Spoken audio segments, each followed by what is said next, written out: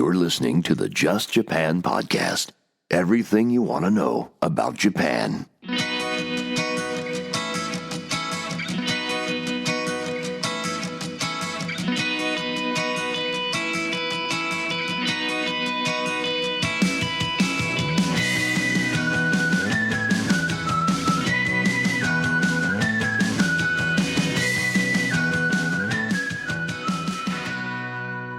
Greetings, everyone, and welcome back to another episode of the Just Japan podcast, everything you want to know about Japan. My name is Kevin O'Shea. I am a Canadian who podcasts about a lot of different things. And in this podcast, clearly, it's all about Japan. And I'm very excited to be back with the first episode of 2025. It is episode number 232. We're back. It's a new episode. Some returning guests with a fantastic update, and I'm very excited about this.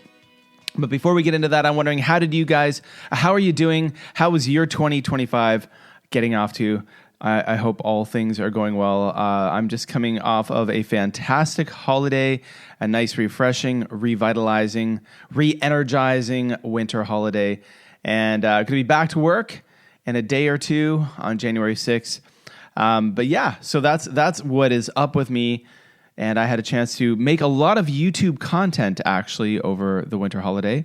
If you go check out my YouTube channel, youtube.com/BusanKevin, Busan Korea, that's where I first started using the YouTube platform back in 2006. I was an early adopter, relatively early adopter. I started using it back then when I lived in Busan, Korea, teaching English back in the day. So I made quite a few videos, and I've been very happy with the numbers of views on these videos. My dormant YouTube channel is kind of coming back to life. I suppose regular content, long-form content seems to be appreciated, and good thumbnails. Those are the tricks. So that is a lot of fun. The thumbnails seem to be the key. So we are back again here. Like I said, it's episode 232, and we have a fantastic conversation lined up with you. We have returning guests. We have Evan and Dani Benton from the Benton Homestead. They're back. They were with us originally in episode 219, which came out on June the 3rd in 2024. And they, as you know, Evan and Dani, if you listen to the podcast, they are an American couple who bought a couple of akiya, or abandoned homes, on the island of Omishima in Ehime Prefecture in Japan. And they have a fantastic website talking all about their journey. And they are renovating one of them as a home, which was an abandoned ryokan, or Japanese inn, which was abandoned for more than 40 years. And the other building they turned into an Airbnb. Now a lot of other things have happened. So we get this fantastic update from them. I sit back down with them, and they've got a lot of exciting updates. They've come a long way in those 6 months, 7 months, and they share all of those updates with us right now. This is a perfect episode for any of you out there with the akiya dream. Those of you who are interested in buying and renovating an old home in Japan, you got to listen to this episode and go back if you haven't listened to 219 and go listen to that one as well. Let's get ready for my fantastic conversation with Evan and Dani Benton from the Benton Homestead. We're back, folks, with another episode of the Just Japan podcast. And I'm so happy to be back with the folks from the Benton Homestead. I think we last spoke the last time we spoke in May, and the episode aired on June 3rd. Evan and Dani, welcome back to the podcast. Thank you. Thanks for having us back. Thanks so much. Yeah. So the first thing I'm going to say to all the folks out there listening, go back and listen to that episode to get like the in-depth story of the Benton Homestead and everything that has happened. But I do want, for those who may be listening for the first time, if you could just share a little bit, maybe in a nutshell, or the kind of I'm a Canadian. I'm going to say the Coles Notes version. But in America, it's something else. Cliff Notes, that's it. Cliff Notes, yeah. Yeah, Canada, we had Coles Notes. But yeah, so can you tell us a little bit about what is the Benton Homestead? What are you guys doing in Japan? Yeah. I guess the super shortest version of the story is that we've been here just under 2 years. And our goal is to Benton Homestead we have a guest house and then a small natural farm. So we do honeybee farming and then some vegetable farming, and we're growing hot peppers for in the future to make hot sauce. And so we are here on a small island in the Sato Sea. And the reason that we chose this location in particular is that the municipality, Imabari City, offers the special startup visa. And that gave us 6 months to open a business and get things going. And since then, we've received 2 visa renewals under the business manager visa. So we just, about a month ago, got our next visa extension. So we're here for at least 1 more year. And I guess, do you have anything to add to that? Well, on top of that, a big part of our business is YouTube and also Instagram, but Dani's mostly responsible for that. She also does a blog on our website, bentonhomestead.com. And we're basically finding there's a pretty big vacuum in the information on how to do what we're doing, which is, move to Japan, get a visa and everything.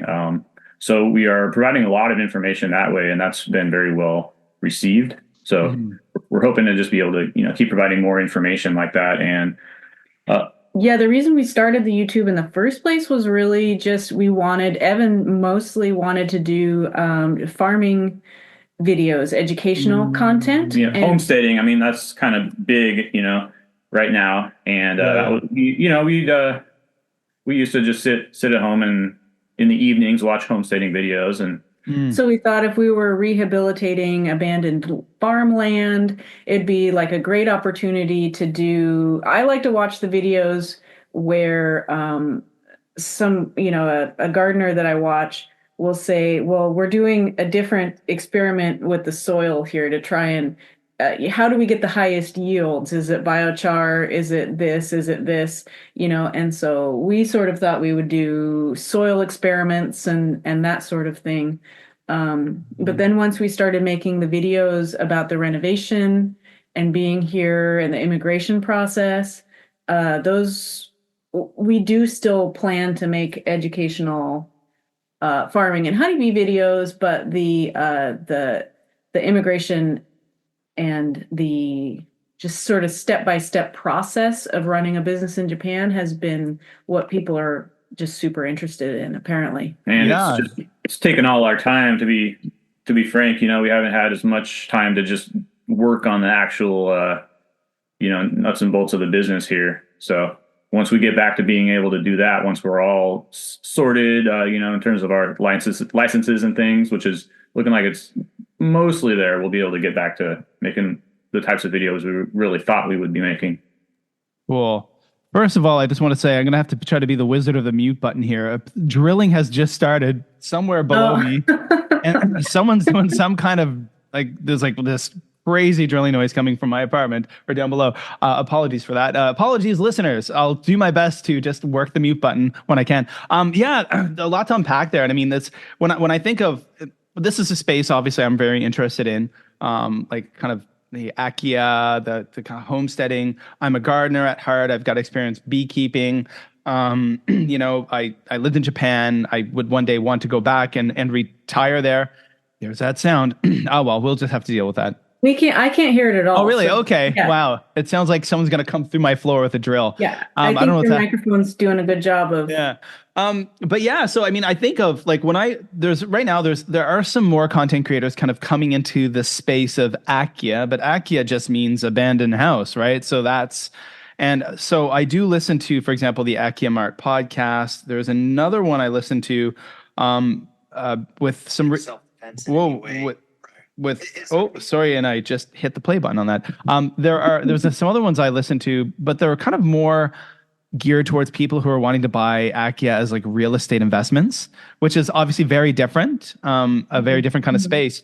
But I think what you guys are doing with that information is really valuable because there's a lot of people who want to come to Japan. And I keep hearing this, like, kind of a lot of people think this myth. They're like, well, if I buy a property, I can get a visa, right?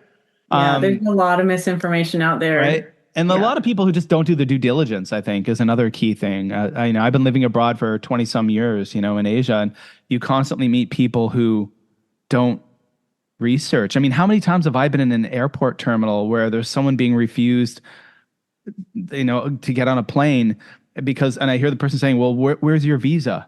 You don't have a Yeah. visa. And there people are like, what visa? What do you mean? And Yeah. you're like, Oh, really? wow. Oh my goodness. Oh, I've seen that Wow. happen I've seen this happen in different places over the years in different airports where, I'm flying to China or flying to this country or that country. And there's someone who's not being allowed on the plane because Oh they're being told no. you need a visa. And they're just like, I do. And you're like, wow, they got this far. And they just Wow. didn't even check. So the last time we chatted, one thing, so I want to kind of get into this, a bunch of different things. And, because the last time we talked, you guys were in one space, but now you're kind of moving forward. One thing is that you guys, the last time we talked had I'm going to say this wrong, maybe Minpaku license, like your Mhm. Airbnb license, but you've moved forward with that, haven't you? Have you moved Yes. on? So can you tell Yes. us what's happened with that? So the biggest difference between the Minpaku license and the Ryokan license, which is more, they call it the hotel license.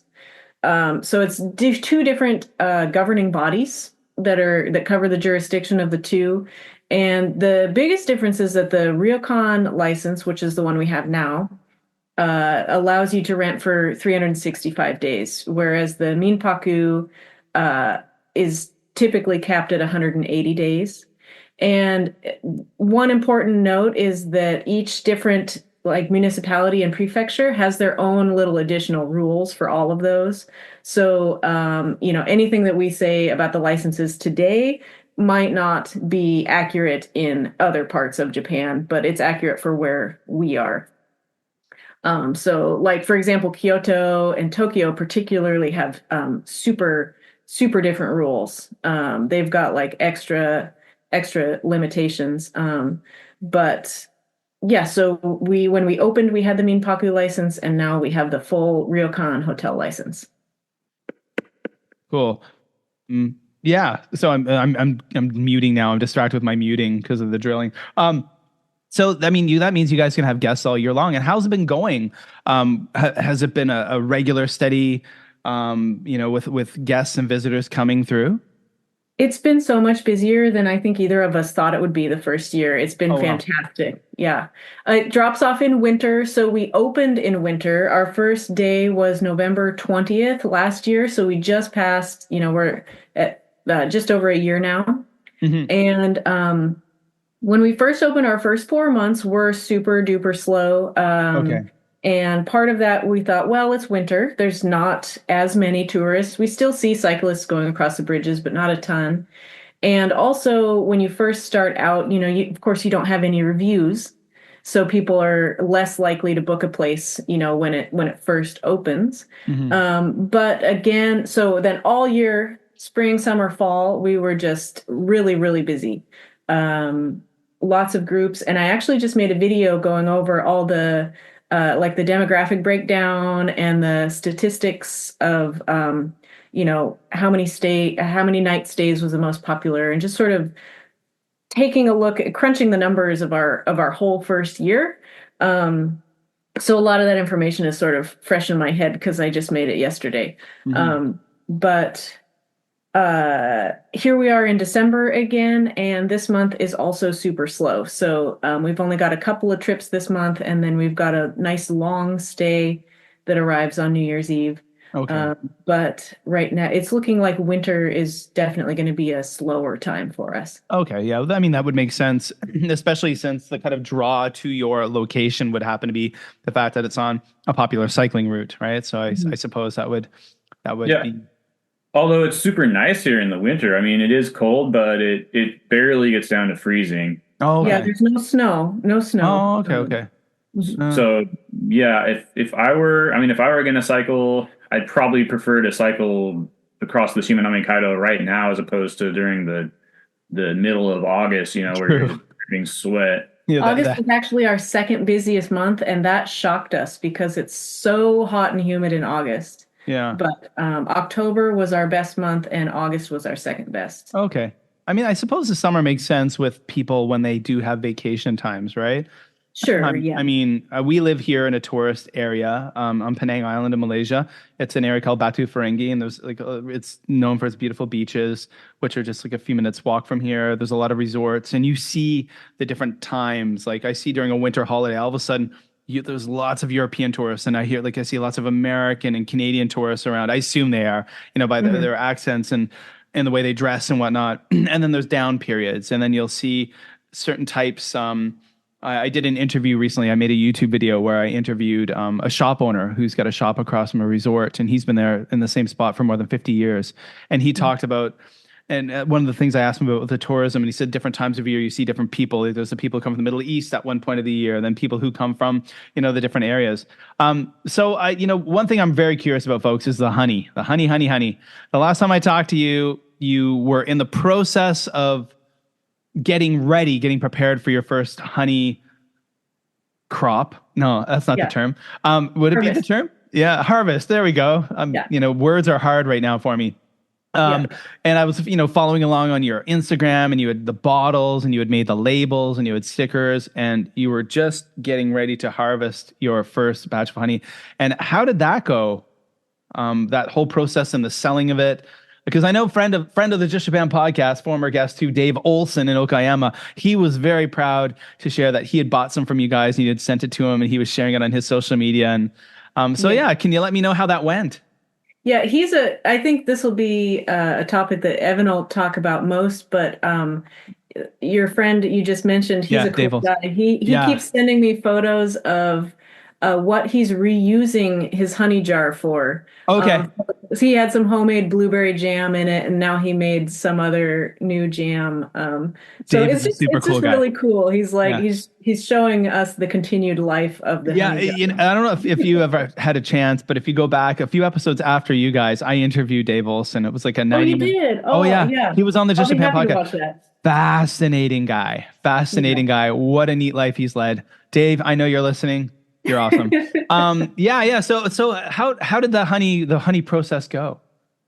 Well, the biggest thing was just that we did not meet our expectations with the crop yield this year. Okay.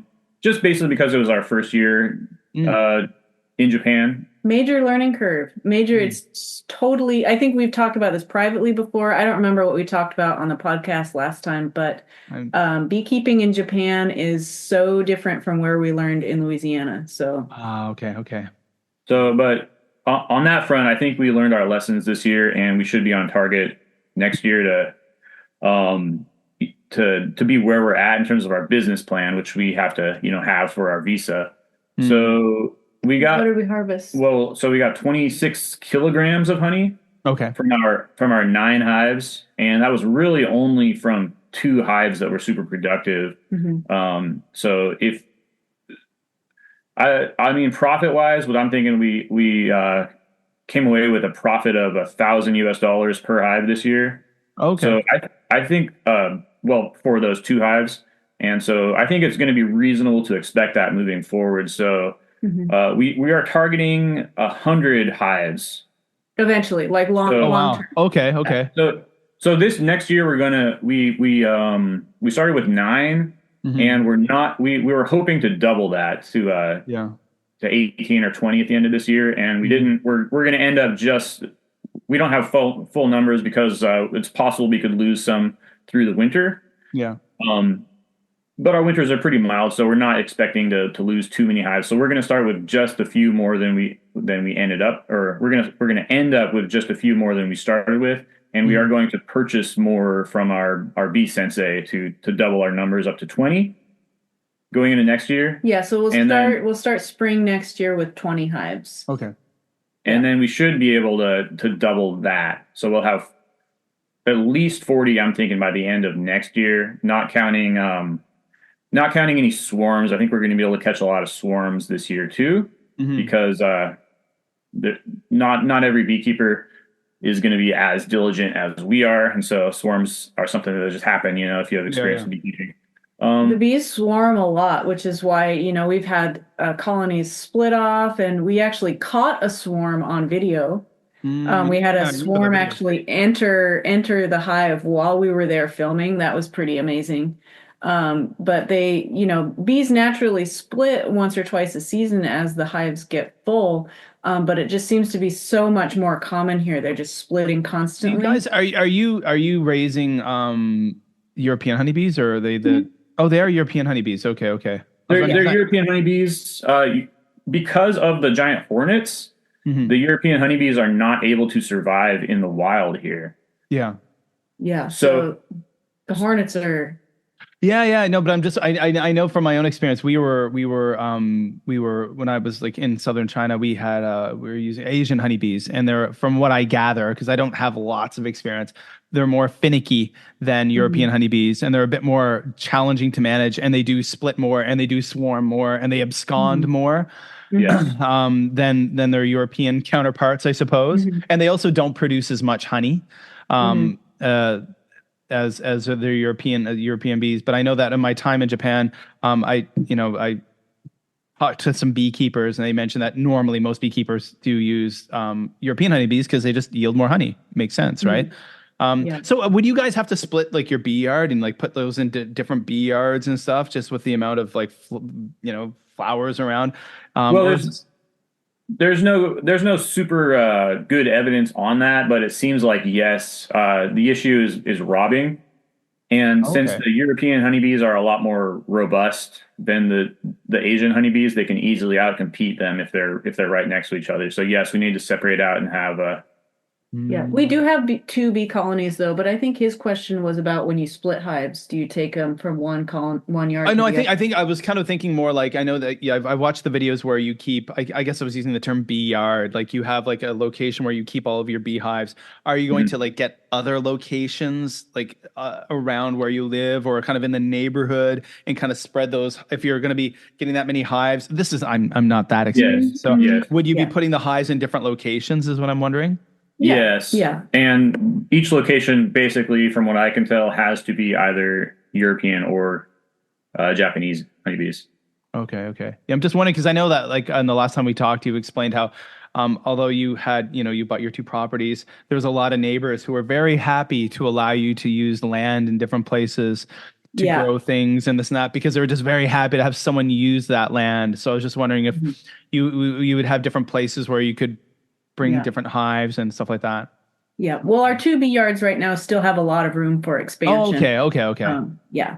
Cool. Wow, But- that's neat. And then I mean, it was neat kind of watching the process. So, folks, if you don't follow Dani and Evan on Instagram, you really should, and on YouTube.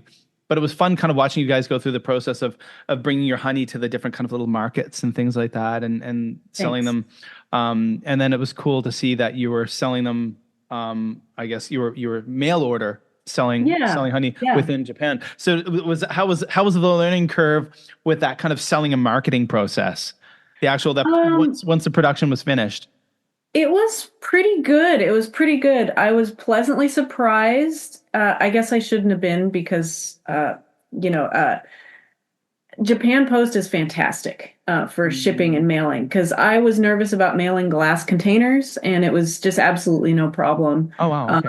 Reasonable prices, super fast delivery, and no issues shipping the glass at all. Oh, okay, cool. And they even, like, when we went down to the post office, I shipped a couple of really big jars to Okinawa, and I put them in the box on their side, and which was fine. I did ship it on its side. I just put the lid real tight, and I'd left it on its side for a few days to sort of see if it was going to leak ahead of time, just because I was a little anxious about it, and it didn't. But the post office said that they ship it right side up, and they're very, very careful with their packages. So shipping was a great experience. I think we had 15 orders through our website out of our 200 and something jars. And then the rest we decided to just take them to the Michinoekis. So we have two Michinoeki farmers markets on our island. And there's one that's right on the tourist spot. So almost all the cycling tourists stop at this farmer's market. They're looking for citrus. They're looking for local things. And that was great. We sold out so quickly. Oh, wow. Okay, cool. Neat. Yeah. Filling their bicycle saddlebags, their pannier bags with Yeah. honey Yeah, the and little candy. jars were the most popular, so I know they're giving them as gifts or something. Nice, You know. nice. Very cool. So I'm wondering, so also about crops in general. I know, Evan, you definitely have been, in some videos where you're talking about the tomatillos and different chili peppers. You guys looked like you had a lot of success with chili peppers. How did the gardening go this year? Well, it was figuring out what to do mainly. Okay. The You know, learning my curve aspect of it, huh? mainly just in terms of what sells, Oh, like okay, okay. what we can what we can market, Hmm. and sort of do like so one thing I want to walk back one comment I made during our last interview, which was Sure. I said something along the lines of that there's not really as much of a need for farmers markets here in Japan, Hmm. because and I just want to walk that back, as they Yeah, say, yeah, because sure. there's since we've been doing it for about a year now, there's a huge need. I'll just say there's a huge need for farmers markets, and just every aspect of the process. From production to marketing to distribution and to even just talking about it. Like podcasts and things like that.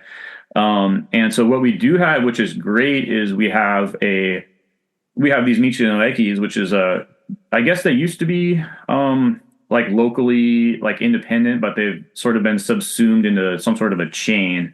Okay. We have a contract with each of them, so they're independently managed, but they are under like the Michi no Eki label. There's And people who do like they have a Michinoeki guy like there's people who specifically stop at each Michinoeki as they're traveling. So it's like it's a tourist destination in itself. Oh, wow. Okay. so the thing that's really great with the Michi no Ekis is getting local produce, which is something you don't find in the United States. So it's really easy to get local produce here in Japan. Mm. It's really, really hard to get organic or naturally grown produce. And as a producer, there's no distribution network for that type of a thing. So Okay. that's something we really need here. I mean, and they definitely do exist. Don't get me wrong. But we could definitely use a lot more of that type of a thing. So, and one challenge we had was trying to get packaging. We're trying to use no plastic in our packaging, and that was a challenge dealing with. That was a super challenge. Yeah, I forgot about how difficult that So was. we ended up Yeah. using the takoyaki boats. Yep. Yep. They're made of wood, and we tried to sell, and we sold quite a few. We sold a lot of tomatoes. Was our biggest seller this year. Mhm.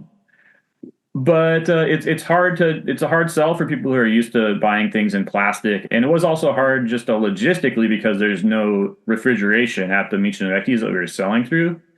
So long story short, there are a ton of just logistical problems getting our logistical challenges, let's say, getting our product to the market, to the Mm. consumer. And based on all of that kind of stuff, what we've decided to do moving forward is go to the value added route, which means you're taking your produce and processing it, and then in our case, we're looking at putting into jars, making a shelf stable product, Okay. so that we can get a higher profit and sell it directly to the consumer. So And that way we also don't have to worry about fresh produce in plastic bags and using plastic and that sort of thing. So Okay. Okay. Okay. So what we're looking at, the plan moving forward is going to be to get a license for a bottling kitchen or a canning kitchen, and then we're going to start making Mexican salsas and hot sauces, and Gotcha.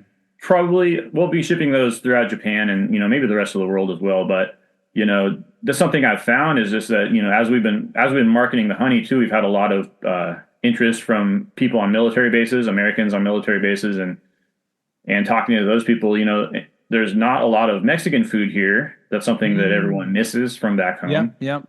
So I think there's a huge market for that, and I think that's one of our best opportunities for growth with our little cottage industry here too. And it could potentially also be a way for us to employ our our friends in the community here. We could sell, or we could buy peppers from them, Okay. contract, I mean, that kind of type of thing. So we're looking forward to doing that kind of stuff.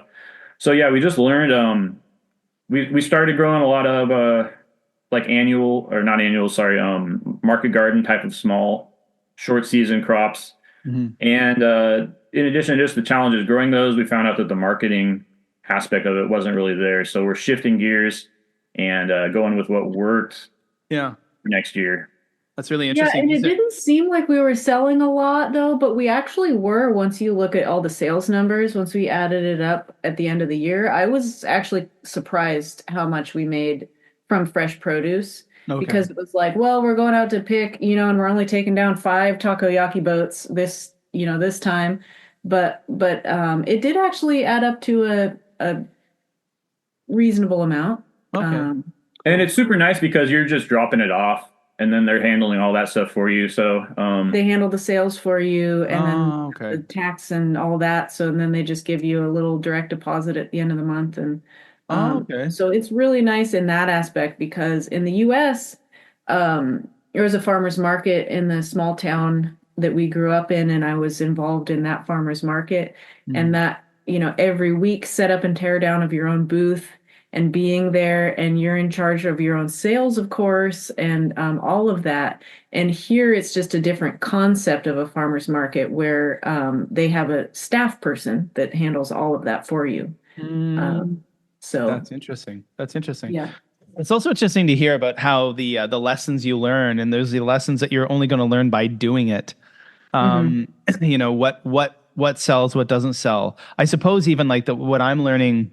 I've moved many times in my years in Asia, and I enjoy gardening. But what I learn is that certain things that I thought I was really good at growing, when I changed my geography, I realized that I can't grow that thing anymore.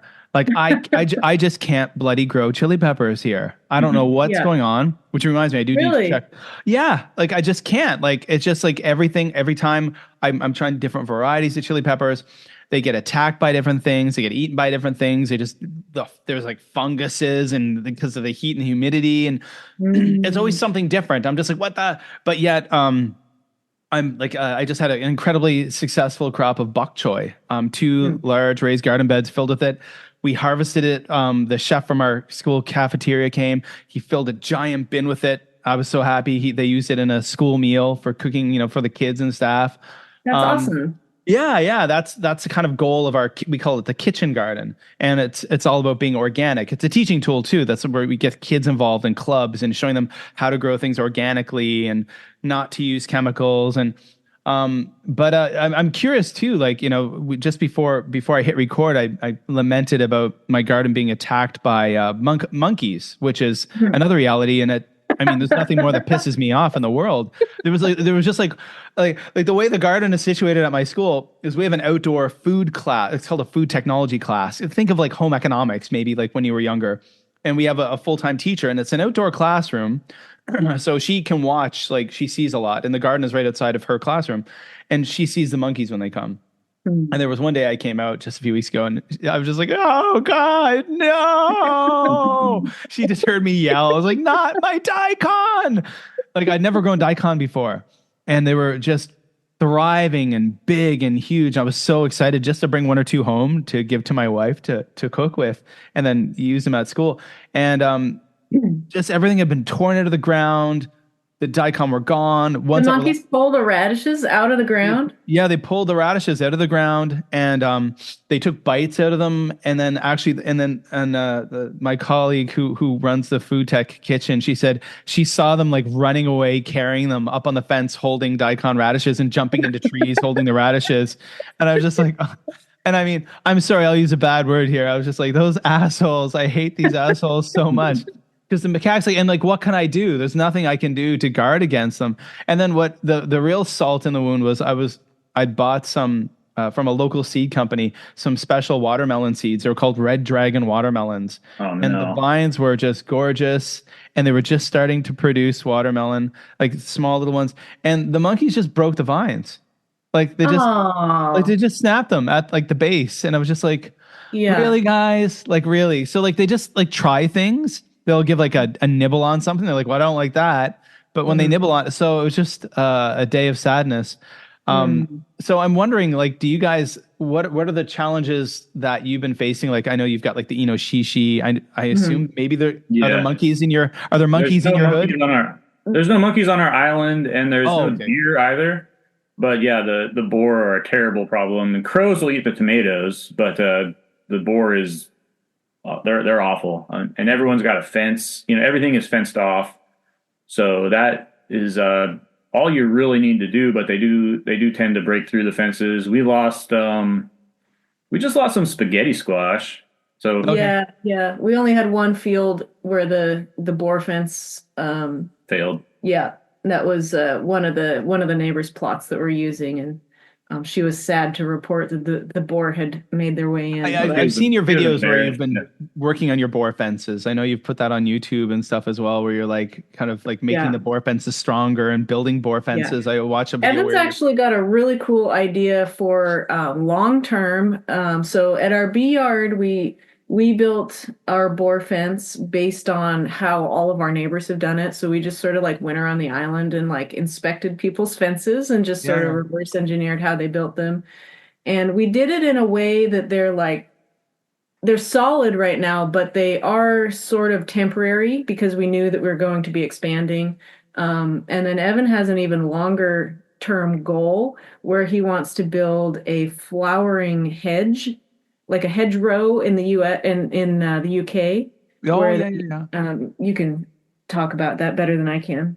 Yeah, that's just it's a traditional way of building a stock-proof fence out of living plants, and so there's a lot of videos you can watch on YouTube about that sort of thing, and they do classes in the UK. I guess it's coming back. Okay. As they learn more about the ecological importance of these hedgerows. And yeah, you plant trees really close together, and then once they grow up to a certain height, you cut them all almost completely through, and then you lay them down so that they form a horizontal barrier, so that they keep in sheep and keep out boar in our case. And I guess so with our honey is all a monofloral honey, or the vast majority of it comes from the citrus. Oh, okay. So it's a really world-class product. It's just a, pure citrus honey. And we do get a later summer or a late spring crop as well. But then probably the second most important honey source after the citrus is the sakura honey, which I didn't know existed until we moved here. And someone just gave me a jar of it, and it really does taste like cherry blossoms. It's really an amazing product. And so, yeah, there's enough of those growing wild in Japan that we do get we can harvest a crop off of that. But as well, what I'm planning for the hedges is basically to have them be mainly composed of sakura. So I just have a bunch of those. We just made a video about that, my plans for that. And but that's so that's called function stacking. It's keeping the boar out, which is going to protect our fields, and then it's going to be making an income for us. And then it's also, in olden days, they would use the hedgerows for just, they would use every little twig that came out of it for kindling or for starting a fire. So, and with the biochar and things like that, we are hoping to get into stuff like that as well. But it's a long-term plan. And I suppose too, like when you think of like kind of wider conservation sustainability too, it also makes a great habitat for a lot of animals, right? Like a lot of birds and stuff can safely nest in there. Birds that could potentially be predated, have their nest predated on by crows and stuff, could safely build nests and stuff in there. So that's neat. I'm just sitting here actually thinking, I've got these in my hand. I'm holding some coffee beans, which were given to me by I was on a field trip 2 weeks ago to a tropical fruit farm here on the island of Penang, and I sent you guys a little video of a stingless honeybee hive. Yeah, and they have all these super neat, and it was so cool. All the kids are standing around, and all the bees are all around them, but they're stingless, right? So there's no threat. But they have them all around coffee trees. They have all these coffee trees everywhere, and so they actually sell their jars of coffee honey. They call it, because predominantly the bees are harvesting or they're foraging on the coffee flowers. So that's Cool. pretty cool. So you guys have been getting some media recently, aside from the Just Japan podcast. There was recently an article I saw on Business Insider about you guys, and then also, so I saw that through your own social media post, but then just accidentally, I was listening to the Akiya Mart podcast recently, and they had an episode where they were interviewing a guy named Nick from Japan Remotely. And Oh, Nick, yeah. he mentioned you guys, and he was talking about you guys on the Akimar podcast and explaining how you're, a lot the way you guys are doing things is quite different than maybe a lot of people who are just like thinking investment models for buying Akiya. But they said a lot of glowing things about you, which was very cool. Oh, that's nice. So I'm curious, like how did that happen with the Business Insider article, and have you been getting other media, and how has that been affecting you? It's interesting. I think so. The Business Insider, and then we were also in the Japan Times, and both of those came because we just out of the blue were contacted by CNBC, which is a U.S. news source, and they just wrote to us and said they wanted to come out and do like a TV episode about us. Oh, wow. I didn't know that. So that after that came out, that's when we got contacted by Business Insider and a couple other Japanese news sources. So that was a really interesting experience. They sent out a videographer to spend 2 whole days with us. We filmed like all day, both days, going around the island, and the producer had, he'd been planning this with us for a couple of weeks in advance, picking locations and what we would go and what we would talk about. We filmed for 2 whole days for an 8-minute episode. So it was just a really interesting experience. I'm really happy with the way the video turned out. It was pretty cool. It's for a CNBC show called Make It. And so when that came out, then a couple other news sources said, "Hey, we saw this episode and we wanted to do an article," and so that's how that came about. Cool. And you know what? I didn't know about that, but I just Googled now or searched on YouTube, and I see it there, and I'm gonna watch it after our interview. Yeah. That's cool. That's cool. It's a little bit embarrassing, but the videographer made the process really easy, so he made us comfortable in front of the camera somehow. Yeah. Oh, that's neat. It's wow, cool. And has that resulted in maybe potentially more free marketing? The only bad press is no press, and all that stuff. Has that maybe? Yeah, it definitely gave a boost to our YouTube channel, and the thing that is really surprising, my biggest surprise with just putting ourselves out there and being out there, is how many people have come to actually stay at our guest house based on finding us online. So our first 12 months, we had 80 bookings. Yeah. And 20 of those, so a full 25%, are people who found us from YouTube or Instagram, and they said, "I want to go to their guest house." Cool. Nice. Yeah. So it's like, technically it's not, YouTube income, but it's like people are finding us that way, and then they're coming to our guest house. And then we're, of course, then we're meeting them and we get to hear their stories. And if somebody's coming to our guest house because they follow our story, of course, we usually end up going out to dinner with them or chatting. And so it's kind of cool. It's kind of is something I really didn't expect. Well, I guess when you think about all these different pieces of the puzzle, they're all connected, right? So, I mean, your part of your business model is the tourism aspect of it. Like you do have, a guest house, right? And you need people to stay there, right? And if people don't know about it, they're not going to stay there.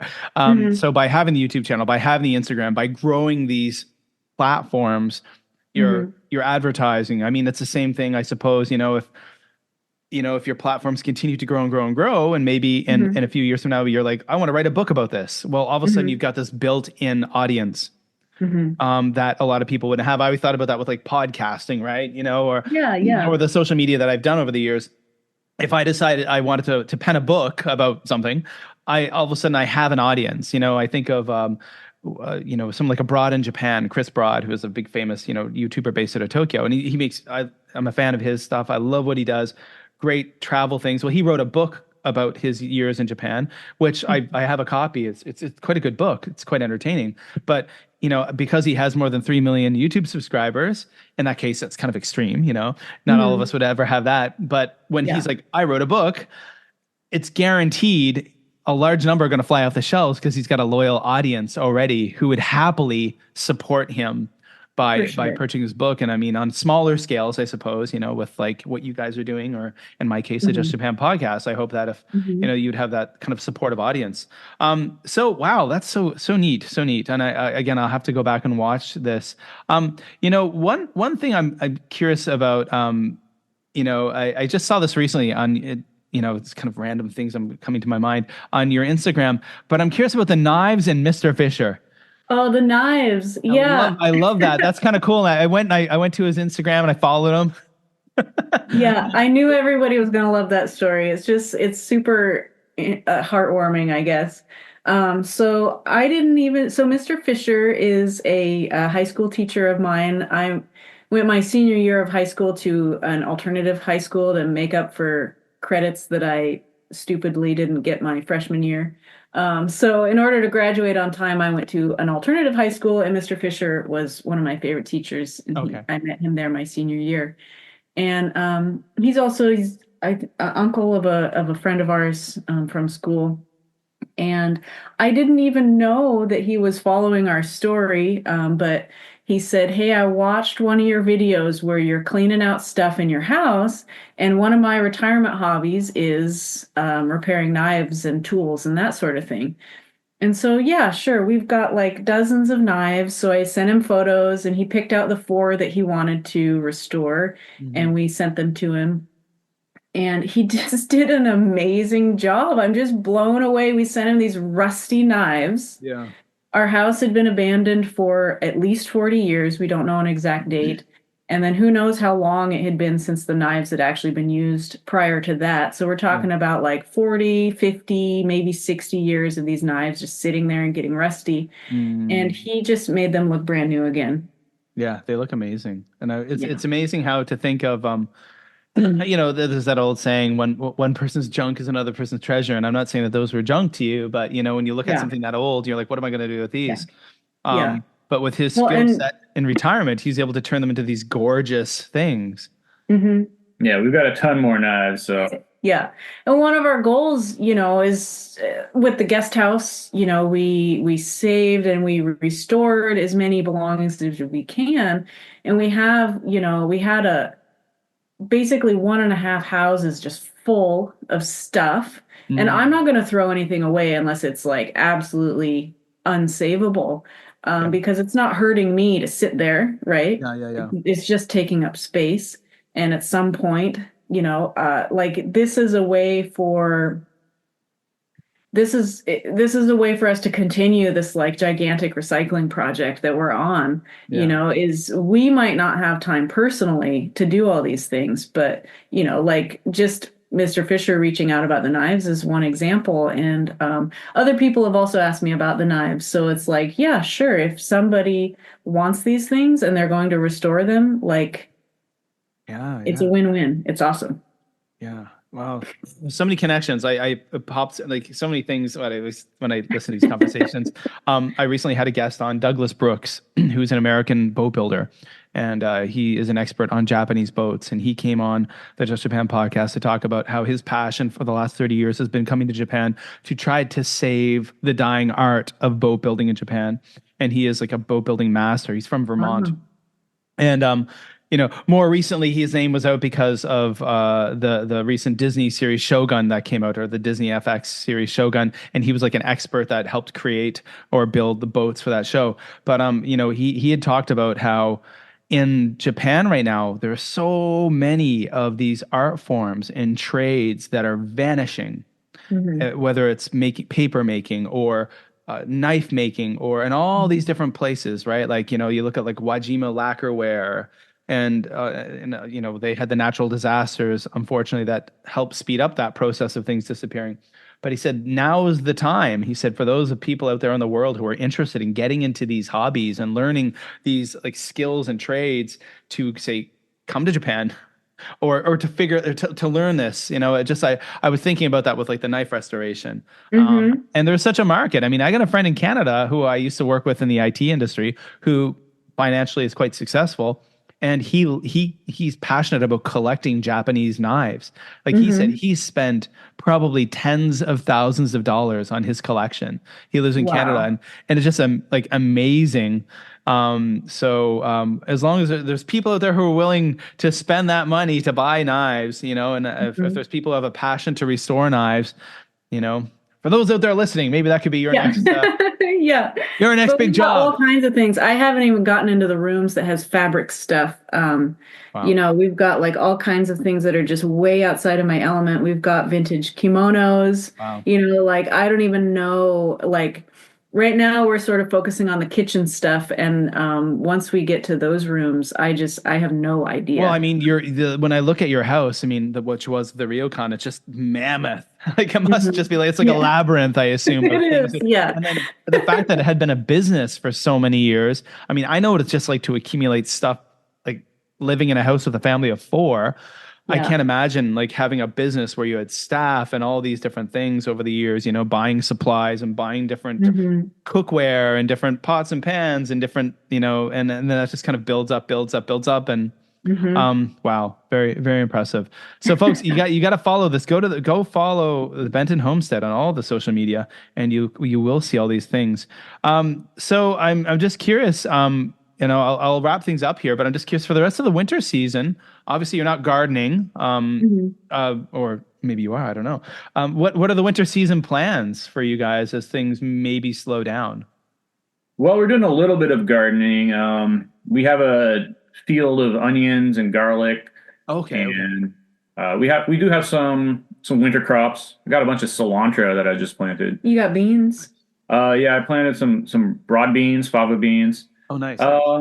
We're going to do a lot of bed prep. So we built some cool tomato trellises right behind the guest house here, and we're going to be finishing those up and extending them, building a couple more rows. Because everywhere that we're farming, we're using other people's land, and they all keep asking us, use more. You can use maybe next year. You want a bigger garden next year. So wow. so we are getting all that. We're expanding in those areas, and we got compost heaps to turn and all that sort of thing. And we're going to be expanding the bee yard number 2. Okay. So we're going to be clearing some land up there, and there's 2 more plots of abandoned land that we really need to work on and get ready for spring. Oh, okay. 2 plots of our own land. Yeah. So one of them involves cutting down some trees. It was formerly farmland, and now it has some young trees. There may be like this big around, so they're not like super old trees. But we'll be cutting those down, and that will be the future chicken facility where I'm going to set up a hen paradise. So that'll involve cutting down some trees, and then of course you have to take care of the trees and turn those into wood chips or biochar or whatever. So you've got lots to do. Yeah, and building beehives. Yeah, Evan's going to be building his own beehives. I think I'm going to target 30 Western beehives and 20 Japanese beehives. Okay. And the Japanese beehives that I'm going to do, with the beekeeping, we're really interested in the natural beekeeping, as they call it, which means lots of different things.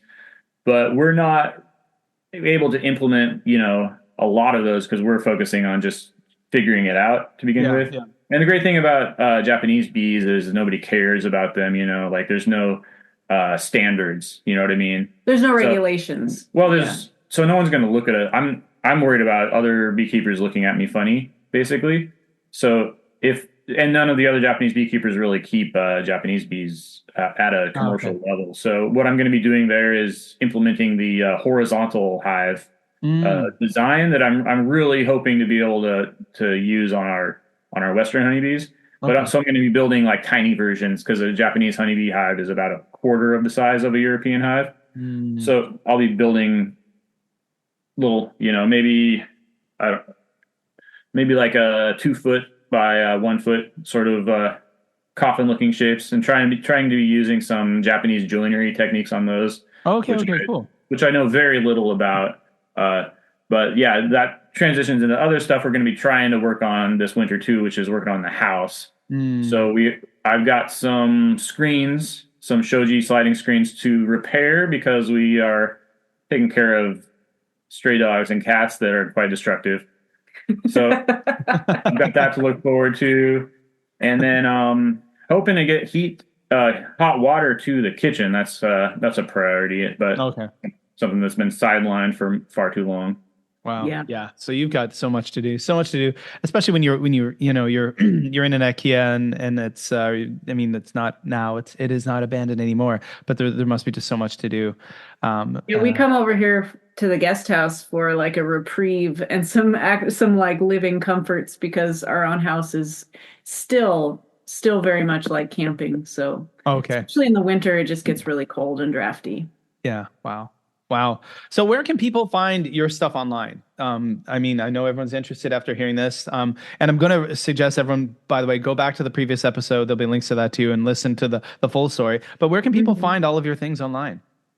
Well, we do have a website, bentonhomestead.com, and I write some long form blogs there, and I do photography there. And then that has links to everywhere else. So it's basically just bentonhomestead.com, and then we are Benton Homestead on YouTube and also on Instagram.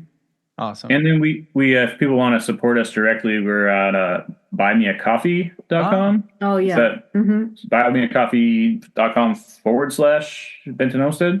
I think so. Yeah. Okay. We just had our first monthly donor, right? Yeah, it's like an alternative version of Patreon, basically. Yeah. So we're just getting started over there. So you can donate just one time, or you can set up a recurring donation, and all that money goes to help the stray cats and stray dogs and stray akiya of Omishima. So cool. That's so neat. Well, thank you guys so much for coming on the podcast again. I really appreciate it. And everyone out there listening, go and follow them on all those social media places.